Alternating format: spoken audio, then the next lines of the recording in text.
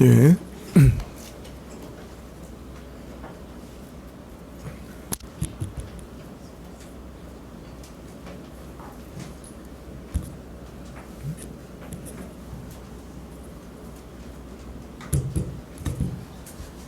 예. 예, 다 같이 묵도 드리심으로 주일날 예배를 하나님 아버지께 드리시겠습니다. 나의 산성이시요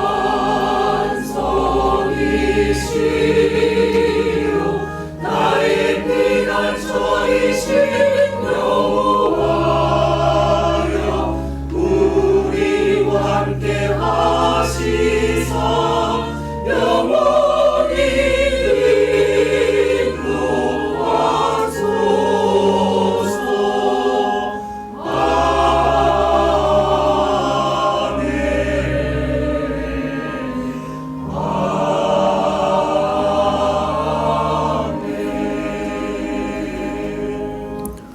오직 주께 피하는 자는 다 기뻐하며 주의 보호로 인하여 영영이 기뻐 외치며 주의 이름을 사랑하는 자들은 주를 즐거워하리이다. 아버지 하나님, 오늘도 주님께 나오는 자들에게 주님이 주시는 영영한 기쁨을 주시고 또 주님을 즐거워하게 하옵소서. 주께서 저희에게 주신 기쁨이 세상의 모든 기쁨보다 능하게 하여 주시옵소서. 주께 엎드려 싸우니 주님 저희에게 주의 보혈을 덮어주시고 주님 깨끗게 하셔서 저희 모든 죄를 사하여 주시옵소서. 예배의 시종을 주께 의탁드리옵고 예수님의 이름으로 기도합나이다. 아멘. 예, 찬송가 6장입니다.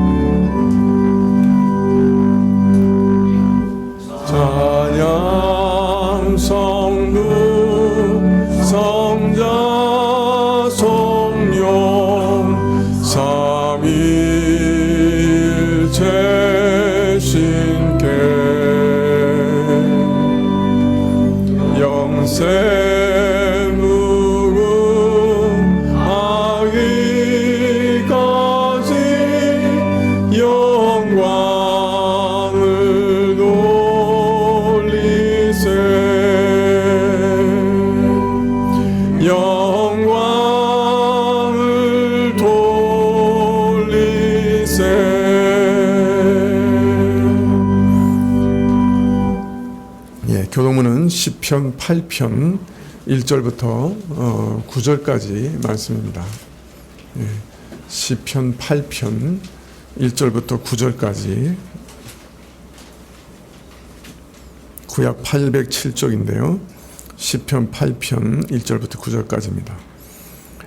여호와 우리 주여, 주의 이름이 온 땅에 어찌 그리 아름다운지요. 주의 영광을 하늘 위에 두셨나이다.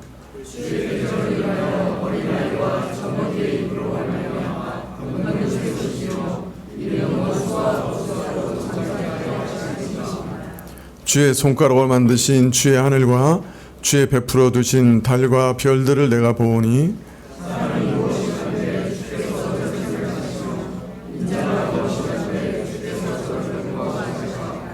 저를 천사보다 조금 못하게 하시고 영화와 존귀로 관을 씌우셨나이다.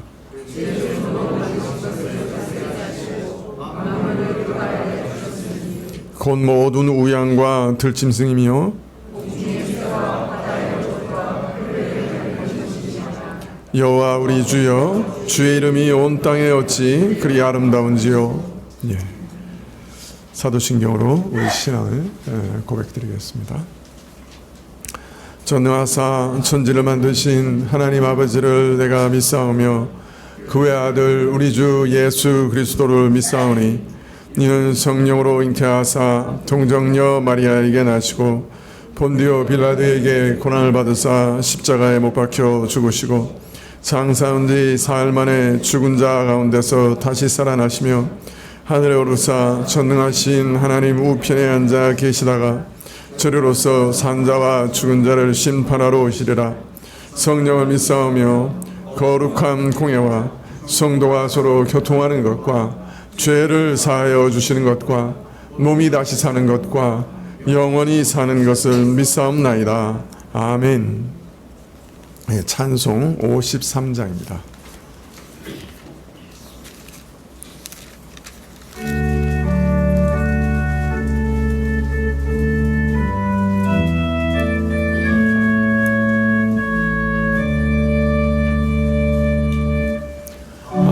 하늘에 가득 찬 영광의 하나님, 온 땅에 충만한 존귀하신 하나님, 생명과 빛으로 지혜와 권능으로 언제나 우리를 지키시는 하나님, 성부와 성자와 성령 구원의 하나님, 우리 예배를 받아 주시옵소서.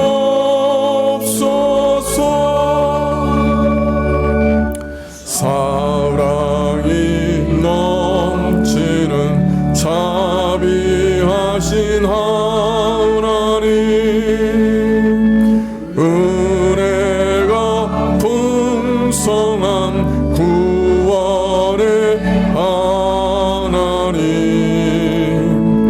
참회의 심령의 평안을 주옵시고 죄악의 허물을 용서하여 주소서. 찬송과 영광과 생명 구원의 하나님, 우리 예배를 받아 주시옵소서.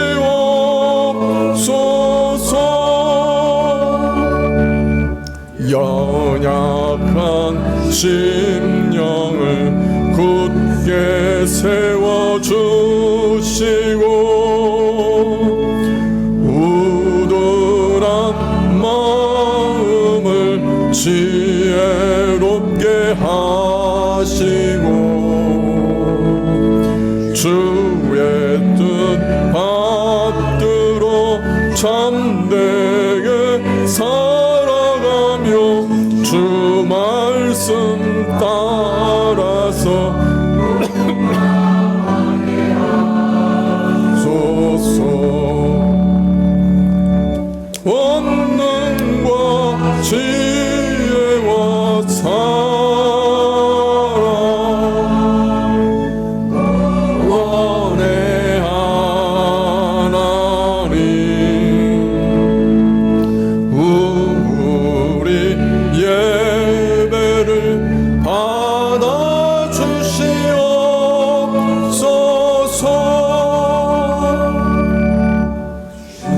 앞에 나올 때 우리 마음이 기쁘고 그 말씀 임되어 희망 솟아오른다.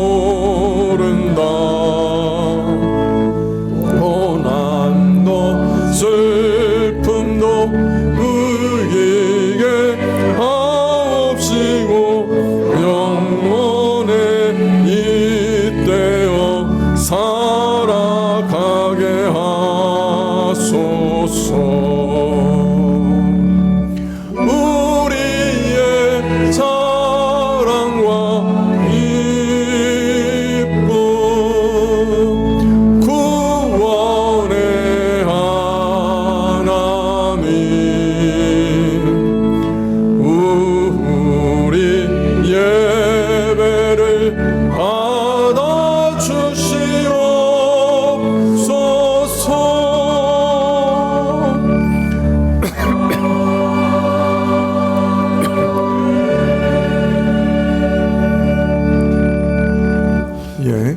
말씀 봐주시면 좋겠습니다. 먼저 우리 재상이가 군대 입대합니다. 우리 윤용재 집사님, 이정자 집사님 아들인 어디 있죠? 여기 온 것 같은데 잠깐 일어나세요.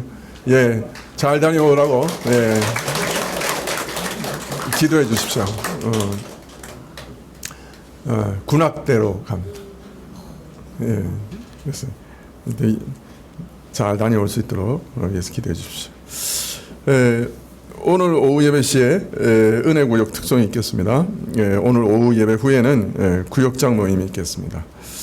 이번 주 금요기도회 후에 정기 당회가 있겠습니다. 최민기 군 결혼식이 9월 1일 날 12시에 그랜드 하얏트 서울 그랜드 볼륨에서 있겠습니다. 축하해 주십시오. 대신방 신청을 받고 있는데요. 그러니까 돌아오는 주일에도 주중에도 가능합니다. 그리고 원칙적으로는 식사를 안 하는 걸로 하시면 좋겠고요. 차만 대접해 주시면 좋겠습니다. 혹 집이 안 되시면 집 근처에 있는 카페도 괜찮습니다. 대신방 신청을 해주시면 고맙겠습니다. 최영호 장로님, 우리 대표해서 기도해 주셨습니다.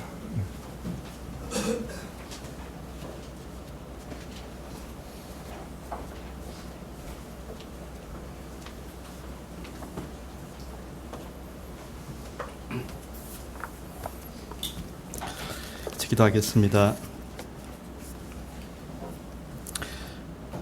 구원의 하나님, 저희를 이 아침에 한자리에 불러주셔서 감사합니다. 저희가 주일마다 함께 모여서 예배하고 또 말씀을 듣고 기도하고 찬양하고 주님께 나아가지만 우리를 구원하신 주님의 그 큰 구원에 대해서 아직도 우리의 눈이 많이 가려져 있고 하나님께서 어떠한 구원으로 우리를 이끄셨는지 저희가 온전히 잘 알지 못하고 이 땅 가운데 살아가는 것을 주님 저희를 불쌍히 여겨 주시기를 원합니다. 주님, 저희가 예배로 나아갈 때마다 우리 가운데 있는 여러 가지 허물과 죄악과 믿지 아니하는 마음과 의심하는 마음과 불평하는 마음과 강팍한 마음들을 주님 내려놓습니다. 주님, 지금 저희의 마음을 만져주시고 주님의 나라에 대하여 주님께서 베푸신 구원에 대하여 소망을 가지고 예배에 나아갈 수 있도록 주님께서 인도하여 주시기를 간절히 소원합니다. 사랑하는 주님, 우리가 깊은 어둠에 있었습니다. 어떠한 생명도 없는 상태에 있었고 어떠한 것도 바랄 수 없는 상태에 있었는데 우리의 생명이 되어주시고 빛이 되어주시고 진리가 되어주시고 소망이 되어주시는 주님을 감사합니다. 지금도 우리를 안아주시고 찾아와 주시고 만져주시는 것을 주님 감사합니다. 사랑하는 주님, 이 성가교회 안에 주님께서 우리에게 베푸신 그 구원의 온전한 도가 풍성히 드러나게 하여 주시고 한 사람 한 사람 자기의 하나님으로 주님을 깊이 만나게 하여 주시고 주님, 한 영혼 한 영혼, 한 가정 한 가정마다 그들이 이 땅 가운데서 처하고 있는 삶 속에서의 모든 처지에 대하여 주님께서 구원하여 주시기를 소원합니다. 오래되고 간절하고 절박한 그 모든 기도의 제목들을 주님께서 들으시고 보시고 개입하셔서 그들을 그 자리에서 구원하여 주시고 회복케 하여 주시기를 소원합니다. 주님, 특별히 몸이 연약하여 예배 가운데 오고 싶지만 나오지 못하는 자들이 있고 이 모양 저 모양으로 마음이 무너져 있는 자들이 있고 여러 가지 형편의 우겨쌈을 당하고 있는 자들이 있고, 몸이 무너져 있는 자들이 있고, 마음이 힘든 자들이 있는데, 구원의 하나님,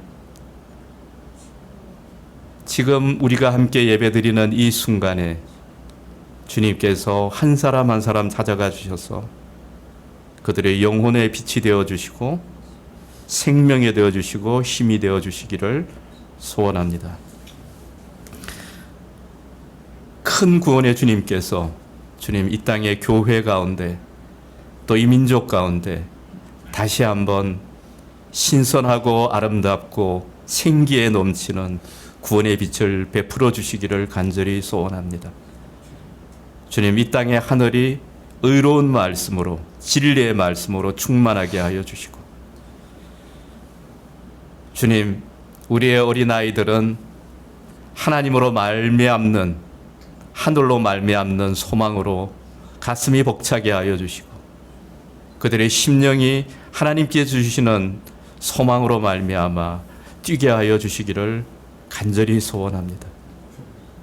주님, 먹구름이 지나가듯이, 안개가 그치듯이 주님 이 땅을 사로잡고 있는 이 모든 미혹과 어둠과 탐욕과 죽음과 그 폭력의 영들이 떠나가고, 하나님 사회 곳곳마다 하나님의 말씀이 깊이 뿌리내리게 주님 역사하여 주시기를 소원합니다.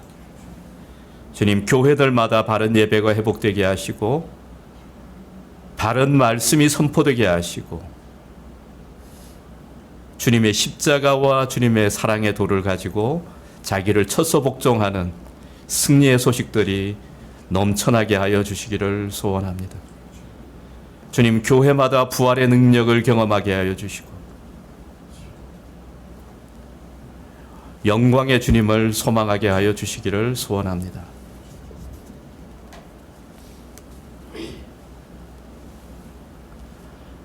사랑하는 주님, 무엇보다도 한 사람 한 사람 가운데 하나님과, 구원의 하나님과 대화할 수 있도록 주님께서 허락하여 주시기를 소원합니다.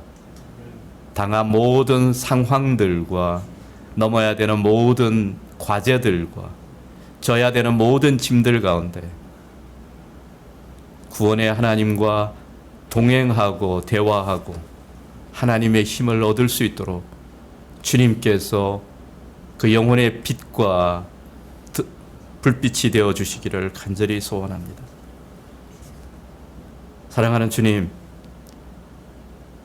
주님께서 저희를 주님의 거룩한 영으로 충만케 해 주실 것을 구할 수밖에 없습니다. 주님의 영으로 충만케 하여 주십시오.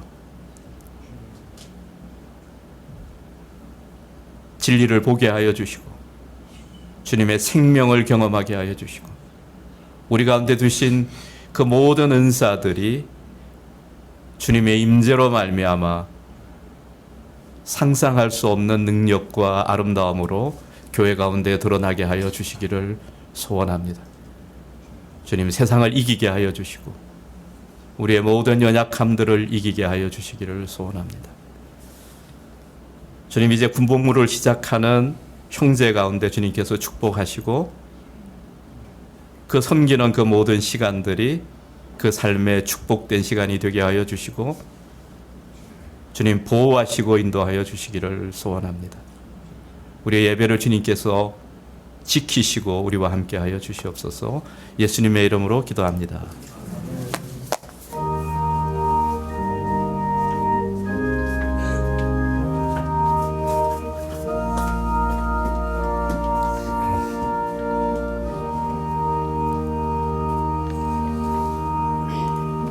예, 말씀은 누가복음 22장 22절 23절 두 절입니다. 누가복음 22장 22절 23절.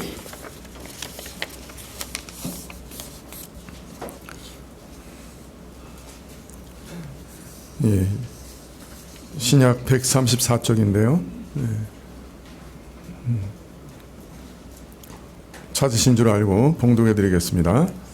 22장 22절부터 인자는 이미 작정된 대로 가거니와 그를 파는 그 사람에게는 화가 있으리로다 하시니 저희가 서로 묻되 우리 중에서 이 일을 행할 자가 누구일까 하더라.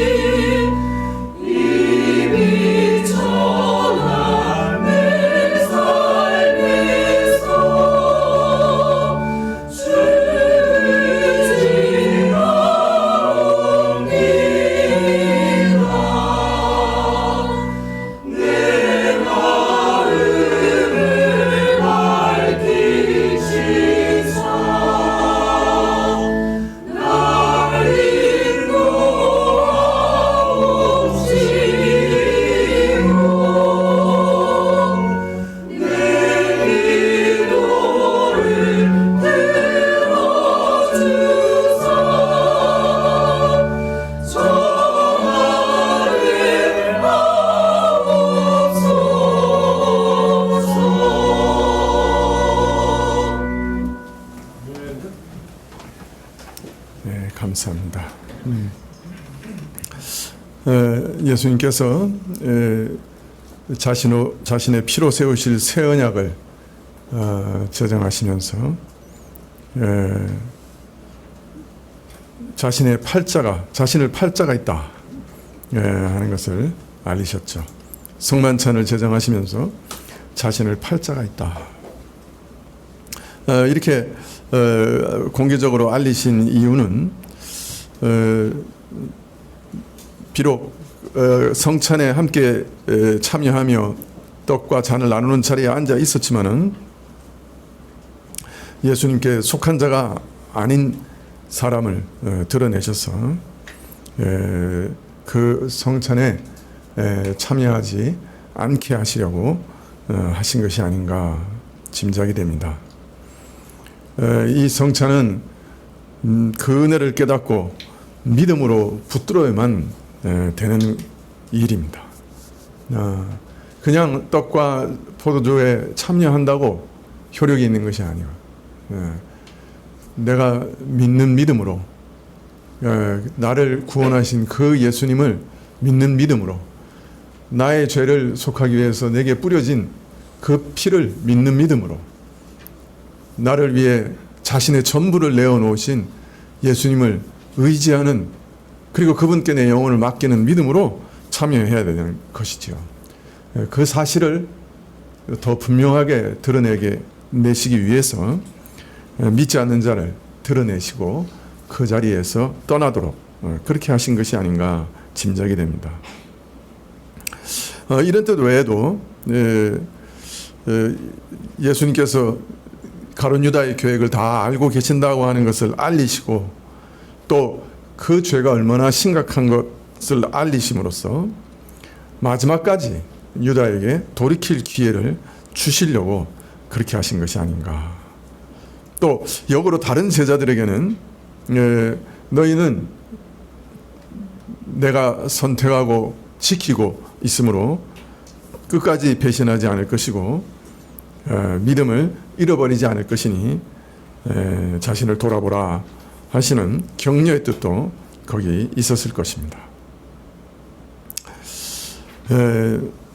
오늘 이어서 말씀하시기를 인자는 이미 작정된 대로 가거니와 그를 파는 그 사람에게는 화가 있다라고 말씀하십니다. 인자는 그 작정대로 정하신 바대로 참 하나님께서 아들을 죽이셔서 모든 죄인들을 구원하실 것을 이미 태초 이전부터 계획하셨고 그 계획대로 예수님께서는 이제 십자가에 죽으실 것입니다. 그 하나님의 정하신 뜻이 유다의 배신을 통해 이루어진다고 해도 그러나 그 모든 일들이 주님의 계획 안에 있었던 것이죠. 대제사장들과 서기관들이 참으로 예수님을 죽이려고 계획하고 가장 가까운 가룟 유다의 배신을 통해서 이 일이 이루어질 것이지만은 그것은 하나님의 뜻을 좌절시키는 것이 아니고 오히려 그 뜻이 이루어지는 하나의 도구가 될 뿐이다 하는 것을 먼저 알리고 계신 것이지요. 그러나 나를 배신해 넘겨주는 그 사람에게는 화가 있을 것이다 라고 말씀하시므로 하나님이 정하신 뜻이 그 배신을 통해 이루어진다고 해도 그 행위에 대한 책임은 면할 수가 없다 하는 것도 분명하게 알리십니다.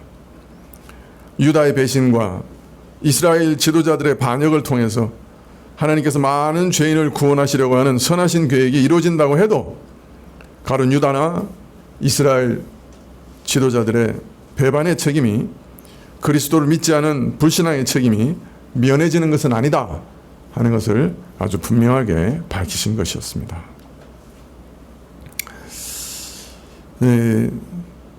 하나님께서 태초 이전에 계획을 세우셨습니다. 그래서 인자는 이미 작정된 대로 계획된 대로 가시는 겁니다. 예수님의 죽음은 성경이 미리 약속하신 것이었습니다. 그리고 그 계획을 이루시는 뜻깊은 죽음이었죠.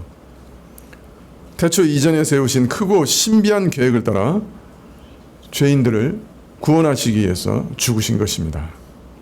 따라서 인자는 이미 계획된 대로 간다 하는 이 말씀은 하나님의 절대적인 계획과 또 그 주권에 대한 명백한 선언이기도 합니다.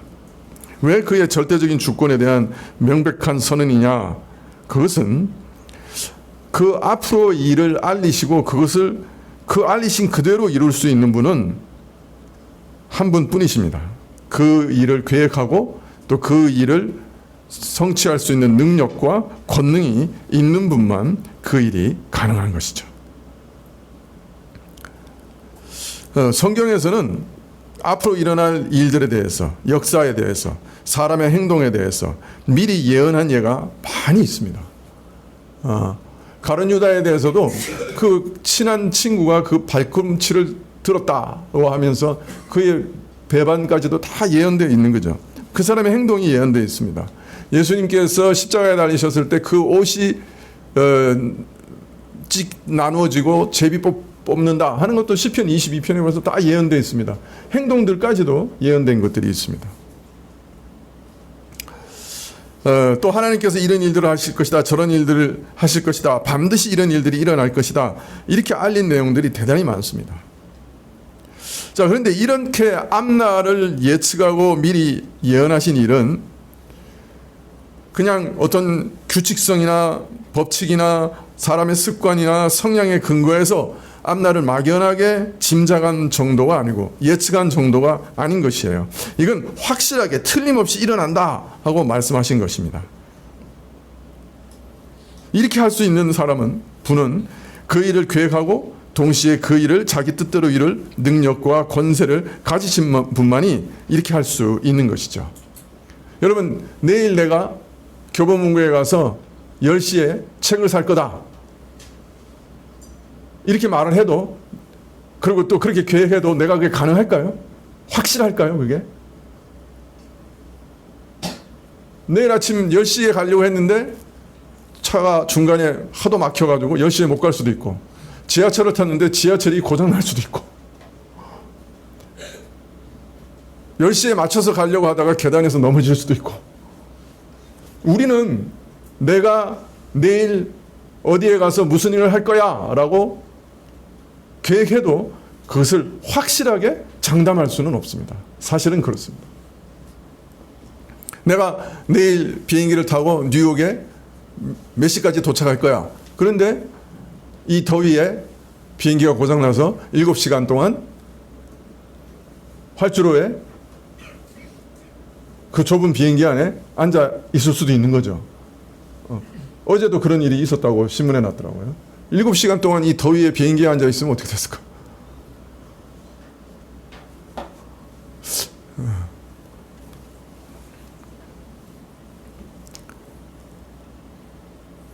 내가 그 일이 일어날 것을 미리 결정하고 그 일이 확실히 일어날 거야 라고 말씀하실 수 있는 분은 이 역사를 이끌어 가실 수 있어야만, 계획을 하고 그 계획을 이끌어 갈 수 있어야만 하는 분은 전능하시고 전지하실 뿐 아니라 그 일을 이루시를 확실한 권능을 가지고 계셔야만 되는 것이죠.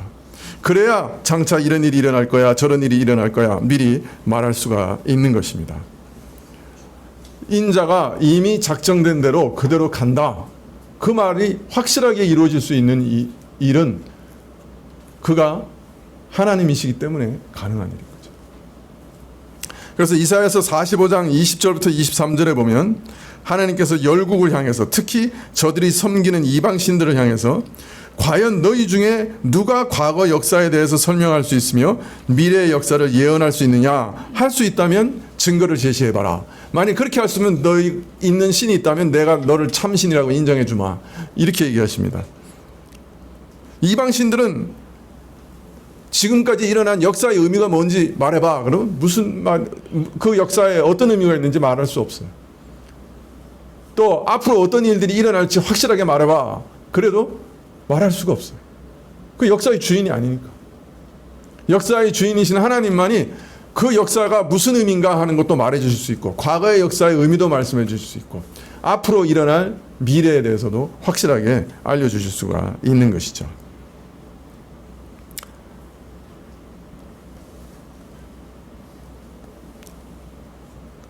이방신들은 거짓 우상일 수밖에 없기 때문에 하나님 외에는 천지간의 어느 누구도 과거 역사의 의미를 밝힐 수도 없고 앞으로 역사를 확실하게 예언할 수도 없습니다. 하나님만이 진정한 역사의 주인이시기 때문에.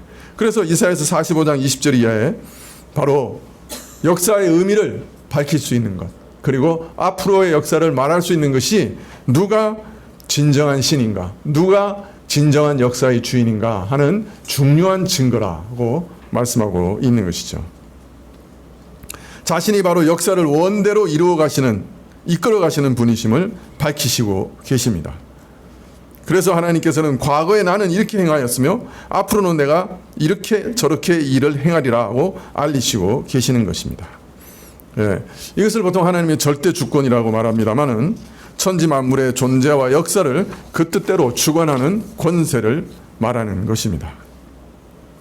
자, 그런데 하나님의 이런 절대 주권을 말할 때는 한 가지 어려움이 따릅니다. 지난 시간에도 말씀드렸지만은 하나님이 이렇게 모두 자기의 뜻대로 자기 마음대로 모든 일들을 세세하게 다 인도하시고 이끄시고 행하신다고 하면 거기 자기의 판단과 결정에 따라 행동하는 인간의 자유가 들어갈 자리가 있느냐 하는 것이 누구나 다 의문을 가질 수밖에 없는 것이죠.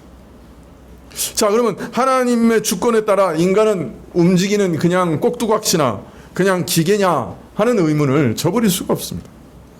하나님이 전부 다 하신다고 하면 그러면 인간은 그냥 하나님이 전부 다 하시는 일에 있어서 그냥 꼭두각시인가?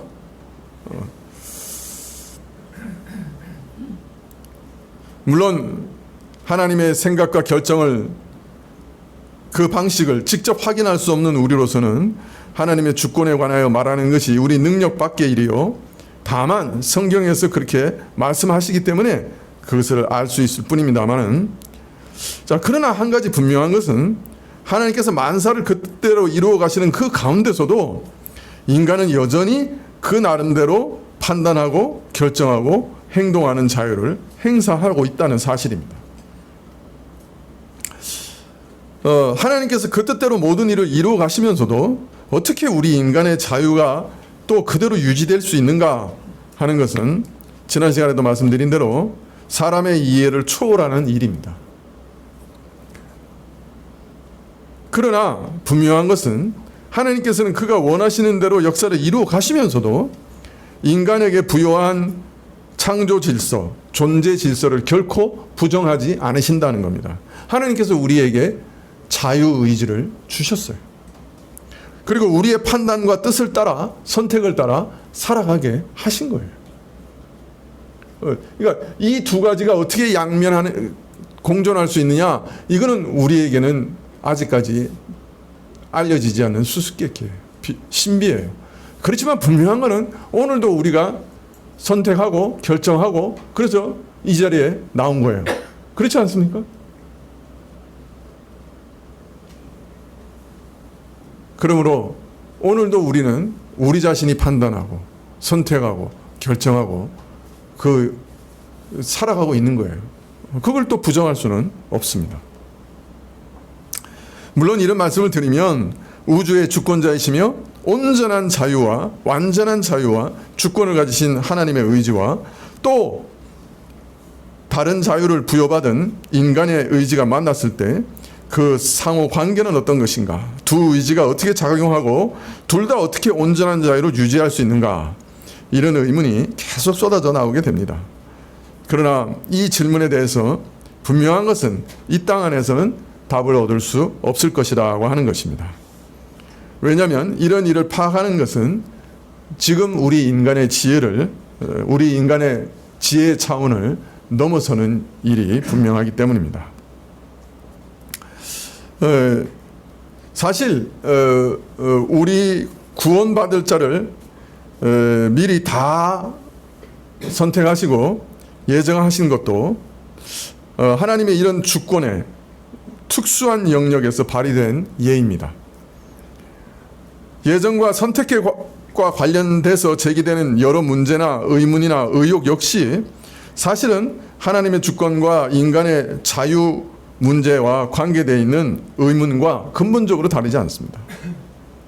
달리 말하면 우리 예정과 선택과 관련된 문제와 의문을 특수한 경우에만 맞닥뜨리게 되는 특수한 것으로 생각하지만은 사실은 하나님의 주권과 인간 자유 사이에 제기되는 문제의 한 부분일 뿐인 것이에요.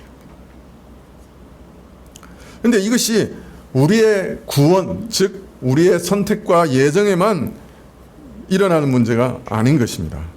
사실 하나님의 주권과 인간 자유의 문제는 우리가 살아가는 곳이면 어디서나 어떤 일에서나 늘 부딪히는 문제고, 다만 우리가 평소에 잘 의식하고 있지 못할 뿐인 것이죠. 내가 하는 행동 하나가 하나님께서 그 뜻대로 이루어 가시는 거대한 전체 역사의 일부분이면서도 동시에 내가 판단하고 결정하고 행동하고 선택하는 것이다 하는 이 곤혹스러움에 우리는 늘 부딪히면서 살아가는 것이죠.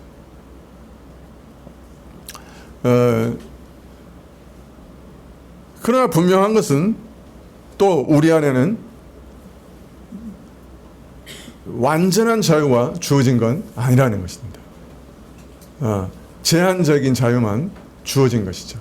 온 우주에서 완전한 자유를 가지신 분은 하나님 한 분 뿐이신 거죠. 두 자매가 사는데 한 자매가 내일 내가 저 노란 옷을 입고 가야 되겠다 해서 다림질을 다 하고 잘 옷장에 걸어놨어요. 계획하고 일했죠. 아침에 일어나 보니까 노란 옷이 없어졌어요. 다른 자매가 입고 갔어요. 일찍 일어나서. 그런 일들 경험해 보셨죠? 우리 자유는 상당히 제한적이에요. 그죠? 내가 아무리 그것을 원한다고 또 그래서 선택한다고 해도 어느 순간, 그죠? 여러 가지 일로 우리는 제한된 자유를 가지고 살아갈 수밖에 없는 사람들입니다. 예정과 선택이라는 문제, 우리가 태어나기도 전에, 심지어 존재하기도 전에, 세상이 존재하기도 전에 결정된 것이. 그래서 인간의 어떤 의사나 결단이나 또 인간의 선이나 악이나 그 어떤 인간적인 요소나 인간 편에서의 조건이 개입될 수 없었던 참 신비로운 일입니다만은, 사실 엄밀하게 말하면 역사에 대한 하나님의 모든 계획과 결정 역시 시간을 초월하고 모든 창조 이전에 결정된 것이기 때문에 그 신비는 근본적으로 다르지 않습니다. 그 시작을 말할 수도 없죠. 이것은 인간에게 이해되는 것이 아니고 아는 것이 아니고 인간의 어떤 이해 가운데 허락되지 아니한 하나님의 신비한 영역이라고 할 수 있을 겁니다. 그래서 신명기 29장 29절에는 오묘한 일은 우리 하나님 여호와께 속하였거니와 나타난 일은 영구히 우리와 우리 자손에게 속하였나니 이는 우리로 이 율법의 모든 말씀을 행하게 하려 하심이라 하고 말씀합니다. 오묘한 일은 하나님께 여호와께 속한 것이다. 즉 우리에게 속한 게 아니다.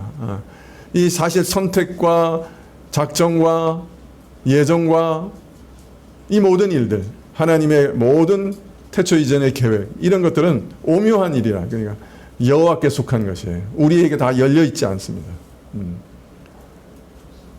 근데 우리에게 열려 있는 것은 하나님의 말씀이에요. 그리고 그 말씀을 순종해 가는 것이 우리의 본분이다. 그렇게 말씀하고 계십니다.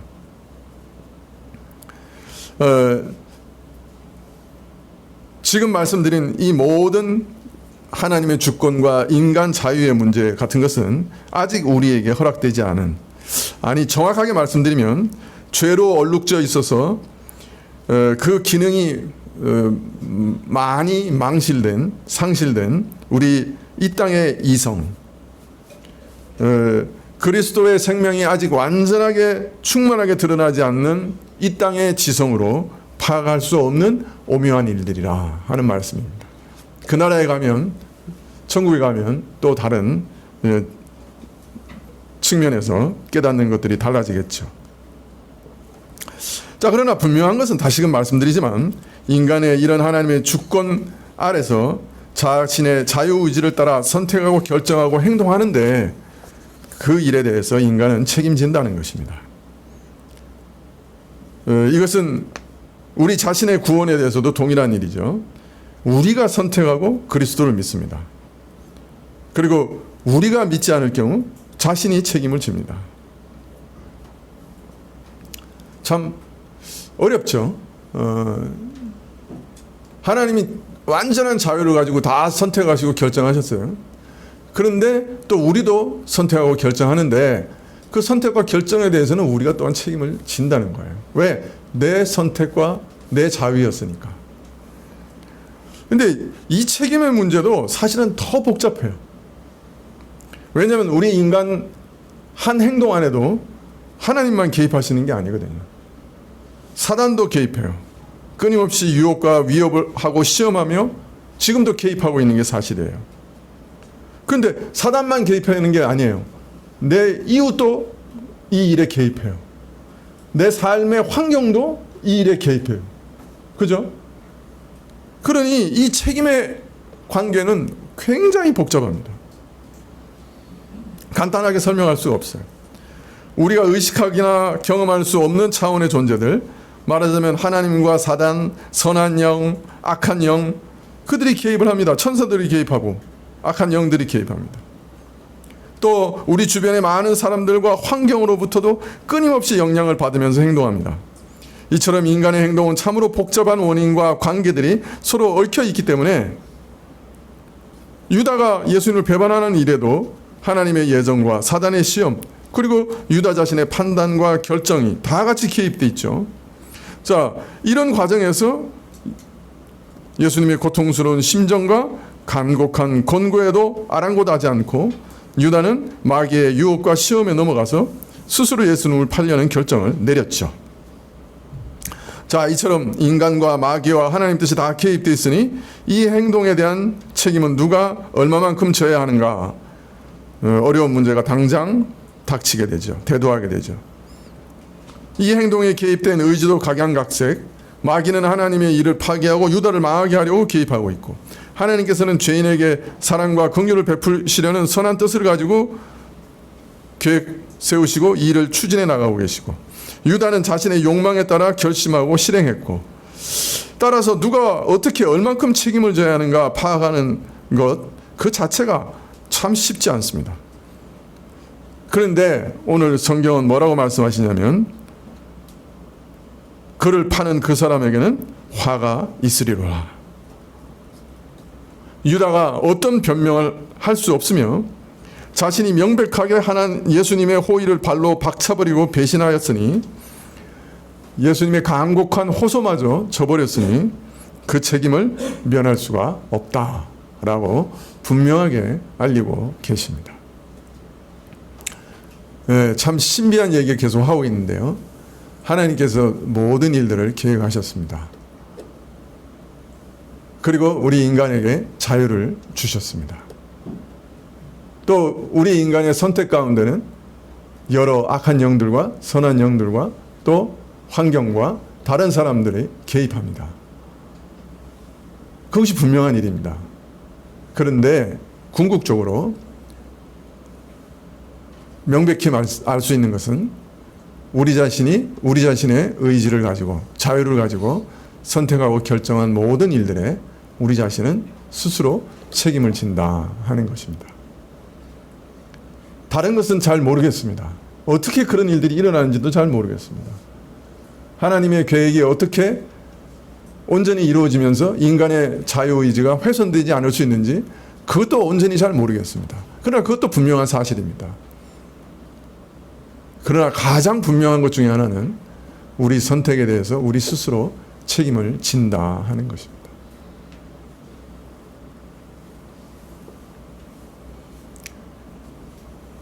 자, 그렇기 때문에 사실 우리 인생에 있어서 최상의 복이 뭔지 아십니까?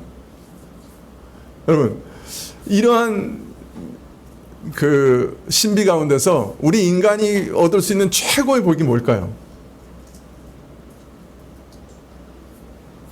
그것은 우리의 잘못된 선택과 우리의 잘못된 결정에 따른 모든 형벌을 우리가 받지 않는 겁니다.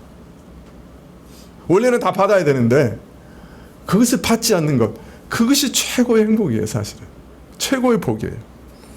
예수님께서 죽으신 것은 바로 그 대속의 은혜, 내가 결정하고 내가 행한 그 모든 일의 책임을 내가 져야 되는데, 영원히 져야 되는데 그것을 지지 않게 해주시는 것, 그게 최고의 은혜예요. 그게 예수님의 대속의 은혜예요. 속죄의 은혜예요. 이게 최고 최상의 복이에요, 인간에게. 여러분은 하실지 안 하실지 모르지만, 여러분이 매 순간 마음속에서 결정하고 선택하고 행한 모든 일들을 여러분이 영원히 책임져야 되는 거예요. 근데 그 모든 것에 대해서 완전하게 책임을 모면하게 해주시는 복, 그게 예수님이 우리에게 주신 사죄의 복이에요. 이게 최고의 복이에요. 여러분, 가룟 유다는 이 복의 바로 문 앞에서 돌아섰어요.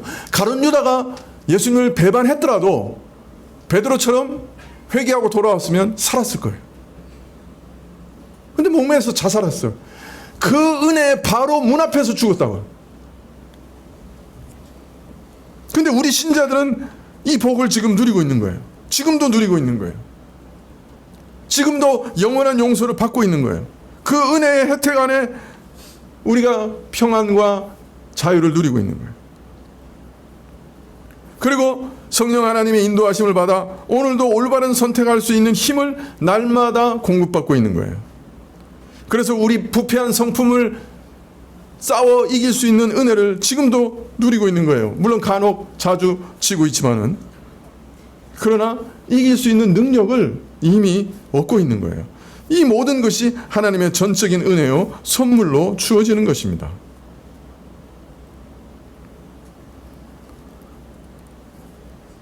우리 인간은 처음 지어질 때부터 전능한 존재는 아니었지만은, 그러나 타락한 이후에는 더욱 우리 이성이 바르게 알고 옳은 것을 원하고 결정하고 실행하는 능력을 우리 인격이 상실하고 말았죠.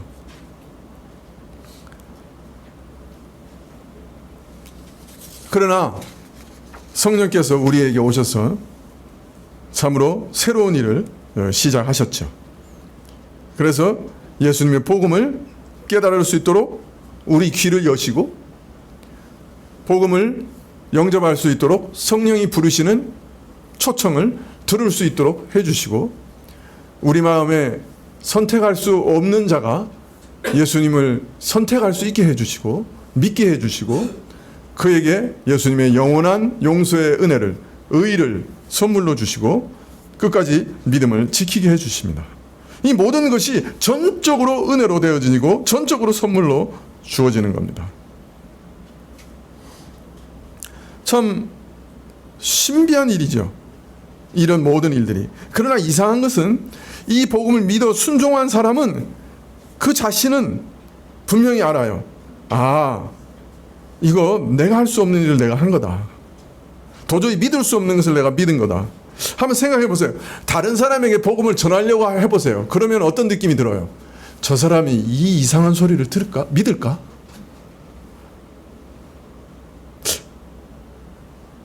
나를 좀 이상한 사람이라고 생각하지 않을까?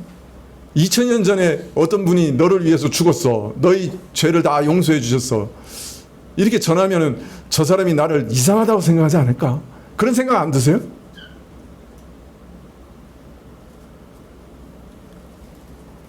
왜 이렇게 전부 저를 이상한 눈으로 쳐다보세요?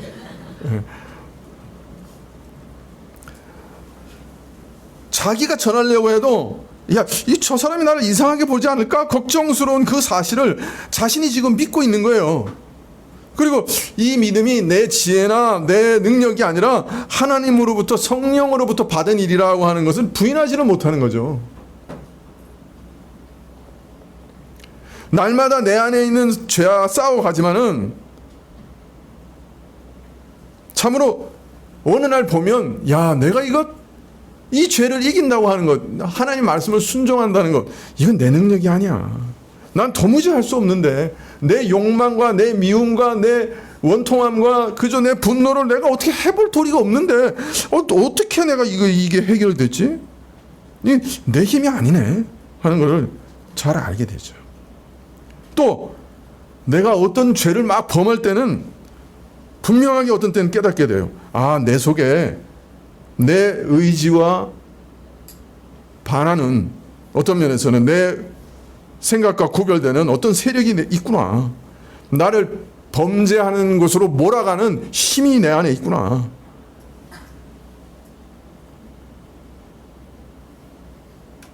내 안에 완악한 마음이 있어서 하나님의 말씀마저 짓밟는 그런 무서운 어떤 세력이 있구나. 그런 것들도 종종 느끼게 되죠. 신자는 은혜 속에서 하나님의 선하신 뜻과 능력과 역사를 분명히 의식하는 반면에 불신앙과 범죄 속에서도 자신의 완악함과 악한 영적 세력을 확인해 갑니다. 신자라면 누구나 다 이것을 다 경험합니다. 어떤 면에서는 선을 행하고도 믿음조차도 이건 내가 한 게 아니야 이렇게 생각이 들고요. 또 악한 영적 세력 속에서 있을 때도 내 속에 아주 정말 내가 이길 수가 없는 이 무서운 세력이 있네 라고 하는 것도 경험합니다. 이거 신자가 둘 다 경험하는 거예요.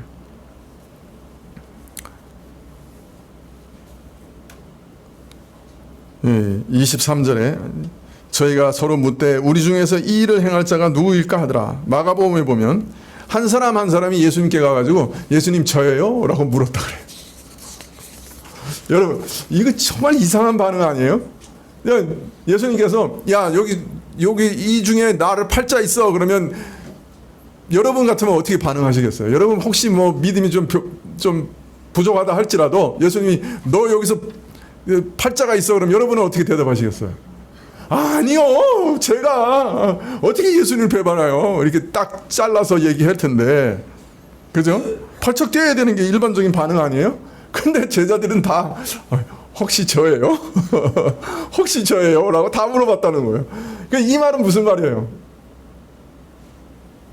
제자들 자신이 예수님을 배반할 가능성을 다 묵시적으로는 그죠? 느끼고 있었다는 거예요.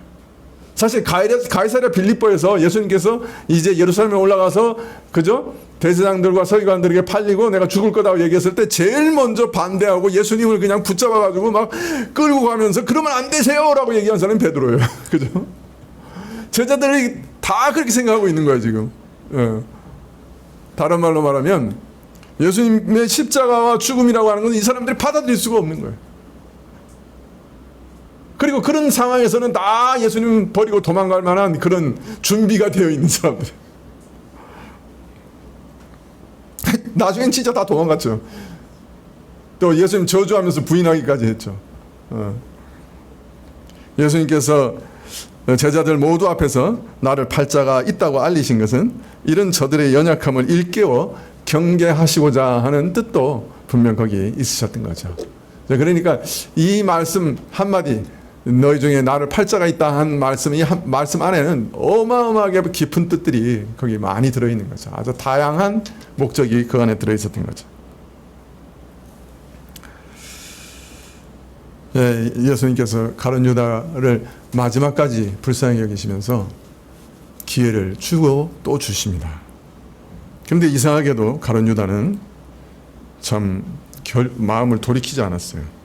끝까지 고집하는 것을 보시고 예수님께서는 내 할 일을 이제 속히 하라 말씀하셨습니다. 유다는 그 말씀을 듣고 밖으로 나가자 참으로 어둠 속으로 혼자 떠나갔다. 그렇게 말씀하고 있습니다. 여러분, 가룟 유다가 다른 제자들보다 뭔가 특별하게 악한 자였을까요? 가룟 유다가 우리하고 뭐 아주 특별하게 다른 사람이었을까요? 그렇지 않습니다. 네. 다른 점은 그가 뭐 성품이 더 악하고 좀 덜 진실하고 뭐 이런 것 아니었어요. 다른 제자들이 성품이 더 선하고 더 진실하고 믿음이 강해서 끝까지 믿음을 지킨 것 아니었어요. 이 모든 것이 사실은 깊고 은혜로운 다른 차원의 일이었어요. 하나님의 은혜. 하나님의 은혜가 저들을 붙들고 계셨기 때문에 좀 배반했지만은 다시 예수님께로 돌아올 수 있었던 거죠. 가룟 유다는 배반하고 돌아오지 못한 것, 그것이 어떤 면에서는 가룟 유다의 가장 큰 불행이라고 할 수 있죠. 제자들도 똑같이 배반했어요. 그러나 예수님께로 돌아왔죠. 영원한 속죄의 은혜를 의지하면서 돌아왔죠. 그것은 저들의 선함이나 그 무엇 때문이 아니고 은혜의 차원이었다 하는 것입니다. 참 기이합니다. 우리의 선택이에요. 그런데 그것이 또 다른 측면에서 보면 전적인 은혜요 선물이에요. 이걸 아는 사람이라면 어떻게 삶을 살아갈까요? 아마 모든 선택 앞에서 하나님께 전심으로 의지하지 않을까요? 기도하지 않을까요? 제가 하는 기도 중에 아주 많은 부분이 하나님, 제 마음을 좀 하나님의 뜻대로 인도해 주세요. 제 선택을 하나님 기뻐하시는 쪽으로 인도해 주세요. 제가 올바르게 생각할 수 있도록 제 생각을 하나님의 말씀에 비추어서 올바로 인도해 주세요. 이런 기도가 정말 제 기도의 거의 한 50% 이상은 이런 기도예요. 네. 내 마음을 바꿔주세요. 내 선택이 올바르게 하나님이 인도해 주세요. 올바로 선택할 수 있도록 하나님의 당위, 그러니까 그렇게 선택할 수밖에 없는 이유를 제 마음에 알려주세요. 그런 기도를 많이 하게 됩니다. 왜냐하면 모든 선택에 나 자신이 책임지는 걸 알기 때문에, 그러나 책임지지 않게 해주시는 것이 은혜이기 때문에 기도하게 되는 것이죠. 기도하시겠습니다.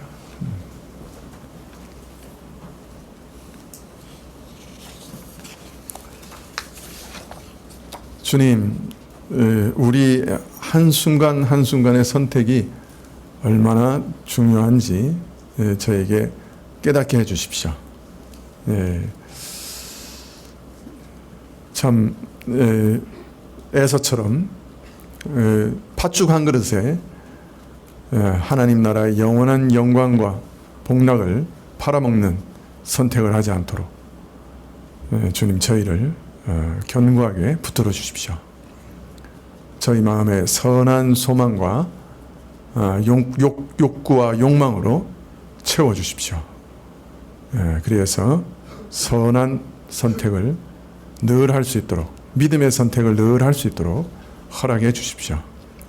예수님의 이름으로 기도합나이다. 아멘. 23장 찬송하시겠습니다.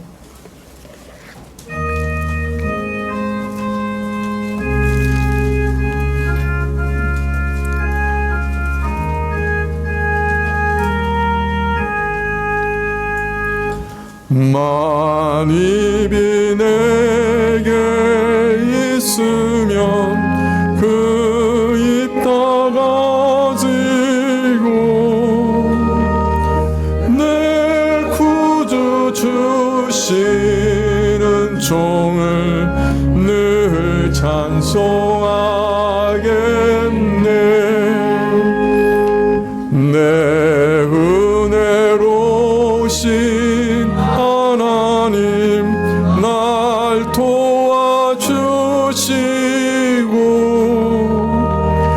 그 크신 영광 널리 펴 다 알게 하소서. 내 주의 귀한 이름이 날 위로하시고 이 귀의 음악 같으니 참 희락되도다. 내 죄의 권세 깨뜨려 그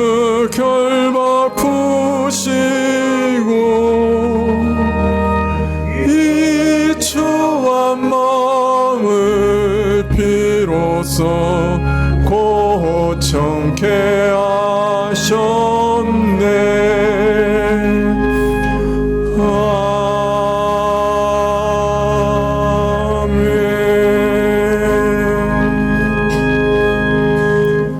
지금은 우리 주 예수 그리스도의 은혜와 하나님 아버지의 그 크신 사랑과 이 은혜와 사랑을 깨닫게 하시고 누리게 하시는 성령님의 교통하시고 역사하심이 모든 선택의 순간 앞에서 성령 하나님을 전심으로 의지하고 주의 도우심을 구하며 주께 먼저 기도하기로 결정하고 머리 숙인 주의 백성들 위해 지금부터 영원까지 함께 계실지어다.